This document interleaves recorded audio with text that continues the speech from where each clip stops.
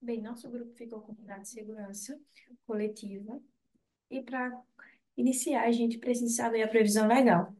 Está no artigo 5º, inciso 70 da Constituição Federal e Lei 12.016 de 2009, nos destaques para os artigos 21 e 22. O mandado, para entender melhor, o mandado de segurança ele pode ser impetrado por partido político com representação no Congresso Nacional, organização sindical, entidade de classe ou associação legalmente constituída e em funcionamento há pelo menos um ano e em defesa dos seus interesses, de seus membros ou associados, dos interesses dos seus membros ou associados. Ela tem como finalidade, o mandado de segurança é proteger o direito subjetivo, líquido e certo violado ou com ameaça de violação. A expressão que diz que o direito é líquido e certo não se refere a conteúdo já pacificado pelos os tribunais superiores, mas sim à questão do fato. Na fundamentação da petição inicial, podem ser alegadas diferentes teorias, mesmo aquelas que tiveram pouca repercussão nos tribunais, conforme a súmula 625 do Supremo Tribunal Federal.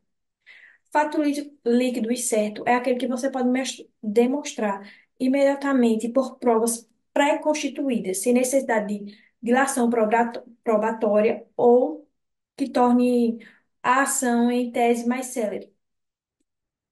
Já o cabimento, em regra, o mandado de segurança coletivo é utilizado contra ato ilegal ou a sua ameaça, como já tinha dito anteriormente, que viole direitos coletivos ou individuais homogêneos praticados por autoridade pública ou pessoa equiparada.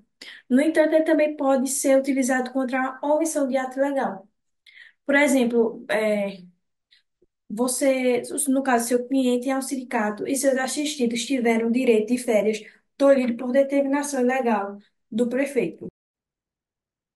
Olá, dando continuidade no tema de mandado de segurança coletivo, eu vou tratar um pouco sobre os tópicos de legitimidade, liminar, prazo e competência do mandado de segurança coletivo. Bem, cabe destacar, prioritariamente, que nesse caso, no mandado de segurança coletivo, a legitimidade ativa é diferente do mandado de segurança individual. Nesse caso, os legitimados, eles atuam de modo a defender o direito dos seus assistidos. Ou seja, nesse caso, o artigo 21 da própria Lei de Mandado de Segurança dispõe que os legitimados ativos para impetrar mandato de segurança coletivo são partido político com representação no Congresso Nacional, pelo menos um parlamentar em alguma das casas, podendo ser câmaras de deputados ou Senado Federal, organização sindical, entidade de classe e associação, em fundamento há pelo menos um ano. Existe uma decisão também do doutrinário jurisprudencial, que no caso também de organização sindical seria necessário também esse prazo de um ano de formulação.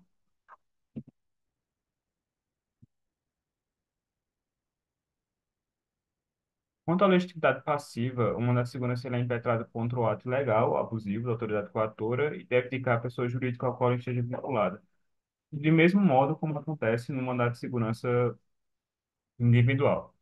Então, a lei do mandato de segurança dispõe que pode ser impetrado contra autoridades públicas dos poderes da União, dos estados, do Distrito Federal e dos municípios, bem como os representantes ou órgãos de partidos políticos, administradores de autarquias e fundações públicas e os dirigentes de pessoas jurídicas de direito privado ou as pessoas naturais no exercício de atribuições de poder público.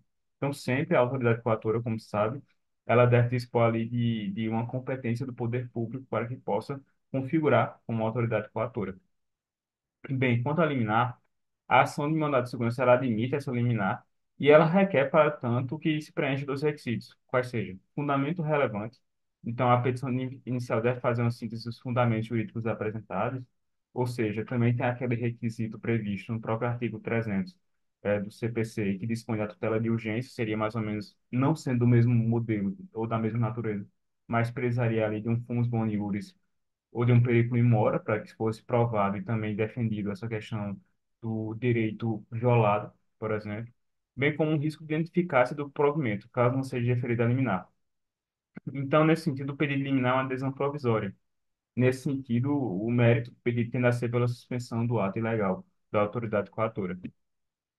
Quanto ao prazo e competência, como sabe, o prazo dispõe ali a lei de 120 dias a partir da ciência do ato legal ou abusivo, e caso seja de forma preventiva, esse prazo, consequentemente, não terá sido iniciado. E quanto à competência, existem duas formas. A competência por prerrogativa de função, então, nesse caso, a depender de onde seja a autoridade coatora, vai mudar o órgão a que será julgado, por exemplo, Supremo Tribunal Federal, Superior Tribunal de Justiça, ou até mesmo o Tribunal de Justiça em segundo grau. Quando se trata de sede funcional, quando não temos um foro prerrogativo de função, as ações serão julgadas em primeiro grau. No entanto, irá depender também de onde será julgada, se na esfera federal ou na esfera estadual ou do Distrito Federal também. Aqui eu trago uma tabela que mostra de forma bem detalhada como se dá essa questão de foro prerrogativo de função. Então, com pessoas como presidente da República, mesa da Câmara dos Deputados, mesa do Senado Federal, Tribunal de Contas da União, o Procurador-Geral da República, o ministro do Supremo Tribunal Federal, esse mandato de segurança, com essas pessoas como autoridades coatoras, ou esses órgãos como autoridades coatoras, eles serão julgados pelo Supremo Tribunal Federal. Na hipótese de ministro de Estado, comandante da Marinha, do Exército, da Aeronáutica e de alguma autoridade coatora do Superior Tribunal de Justiça, será julgado consequentemente pelo STJ. E na hipótese de governador, será julgado pelo Tribunal de Justiça do Estado. E quanto aos demais, serão julgados pela primeira instância da Justiça Federal ou estadual, a depender do caso em concreto. Se for algo que defenda a União, vai para a Justiça, Federal. Se for algo que trata sobre o Distrito Federal, vai para a Justiça específica do Distrito Federal e seus territórios. E, consequentemente, se for se tratar de algo estadual, municipal, vai para a Justiça Estadual. Certo? Era isso que eu queria tratar sobre as condições de mandato de segurança coletivo. Bom dia, eu me chamo Maria Flávia e eu vou dar continuidade aos tópicos abordados aqui pela minha equipe quanto ao mandato de segurança coletivo, que é essa importante ferramenta para a defesa dos direitos coletivos e difusos contra aqueles atos legais praticados por autoridades públicas. Primeiro, quanto aos pedidos, né? O Manual de Segurança Coletiva ele tem como os principais pedidos esses aqui listados, que são a concessão de medida liminar para que se suspenda o ato que deu motivo ao pedido, a notificação da autoridade coatora para que preste informações no prazo de 10 dias, a ciência do feito ao órgão de representação judicial da pessoa jurídica interessada, a intimação do Ministério Público para manifestação, a procedência do pedido, com o fim de anular o ato e requerer pedido acessório, se for o caso, né? Juntamente com o pagamento de vencimentos apenas a partir do ajuizamento da ação, e a condenação ao pagamento de custas, visto que o mandado de segurança ele não admite condenação em honorários advocatícios. Quanto aos recursos contra a denegação de segurança, né? Se o mandado de segurança coletivo ele for negado, os recursos cabíveis são a apelação, no caso da decisão em primeira instância, né, conforme o artigo 14, e o recurso ordinário, quando a decisão for do tribunal com competência originária, conforme o artigo 18. Então, primeiro, né, juiz de competência de juiz de primeira instância vai gerar a sentença, né, responde com a apelação. Acordo do tribunal com competência originária vai ser um recurso ordinário.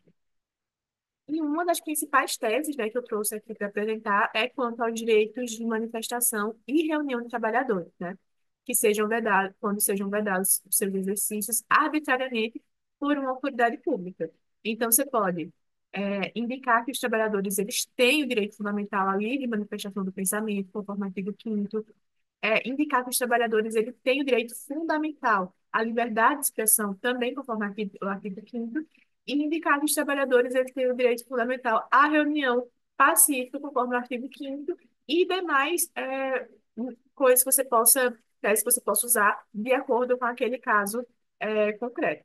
Então, em resumo, o mandado de segurança coletivo, ele é uma poderosa ferramenta jurídica, né, para a proteção dos direitos de grupos, garantindo uma resposta rápida e eficaz contra essas ilegalidades praticadas pelo Estado.